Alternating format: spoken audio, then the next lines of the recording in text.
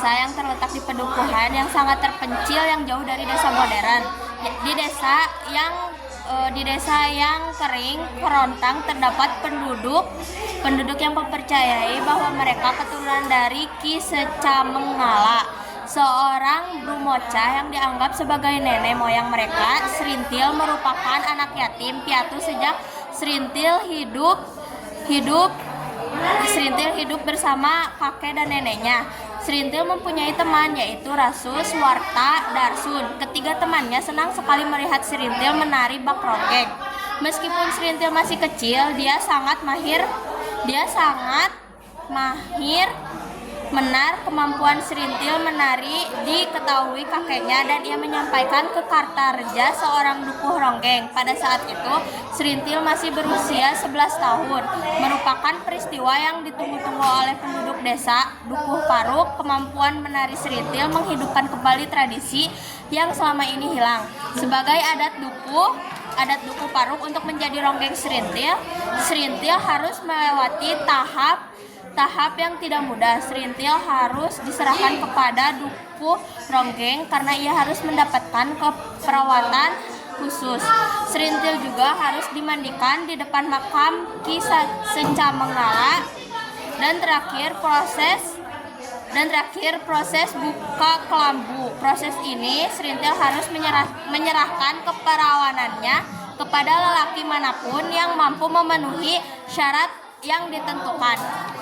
Menjalin ronggeng terkenal, Serintil semakin terjebak dalam kehidupan dunia hiburan yang glamor, tapi penuh kesepian dan kehampaan.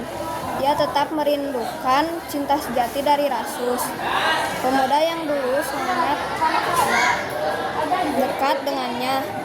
Namun, Rasus telah memilih jalannya sendiri sebagai tentara, meninggalkan Dukuh Paruk dan mencoba menjauh dari kehidupan lamanya. Sementara itu, situasi politik di Indonesia semakin memanas. Partai Komunis Indonesia mulai merasuk ke desa-desa, termasuk Dukuh Paruk. Serintil yang hanya ingin hidup sebagai ronggeng terseret dalam pusaran politik tanpa sepenuhnya memahami konsekuensinya.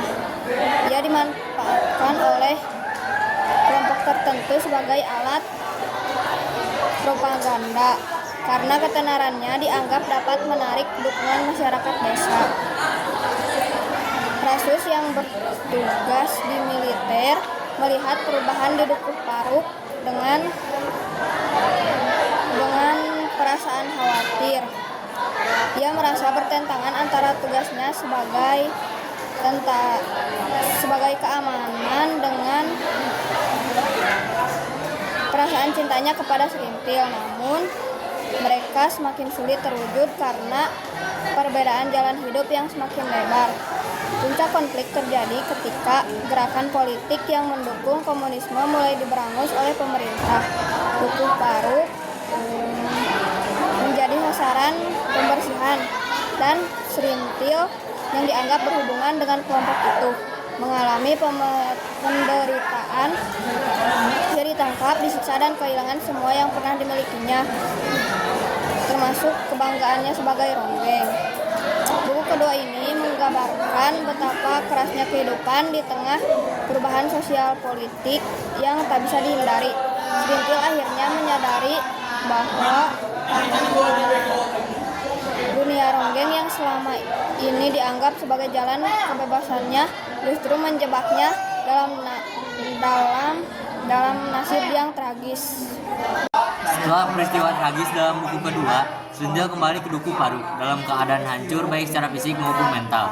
Ia kehilangan statusnya sebagai ronggeng setelah ditangkap dan dipenjara karena keterlibatannya. Meskipun tidak disengaja dengan kelompok yang dianggap berafiliasi dengan komunisme, Pengalaman pahit di penjara membuatnya merasa tak lagi memiliki tempat dalam kehidupan yang dulu ia kenal. Di sisi lain, Rasus yang kini menjadi tentara masih menyimpan perasaan terhadap Serintil. Namun ia tetap terbebani oleh dilema antara kesetiaannya pada negara dan cintanya kepada Serintil.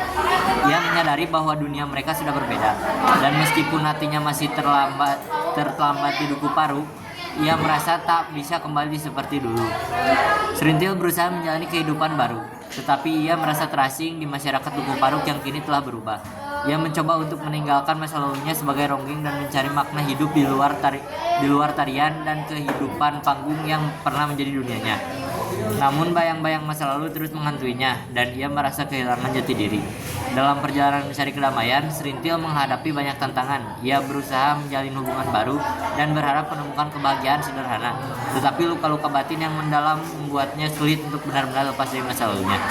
Novel ini diakhiri dengan refleksi mendalam tentang nasib, takdir, dan pilihan hidup. Serintil akhirnya memahami bahwa kebahagiaan sejati tidak selalu bisa diraih dengan kembali ke masa lalu, melainkan dengan menerima kenyataan dan terus bergerak maju meskipun dengan hati yang terluka. Terima kasih. Wassalamualaikum warahmatullahi wabarakatuh.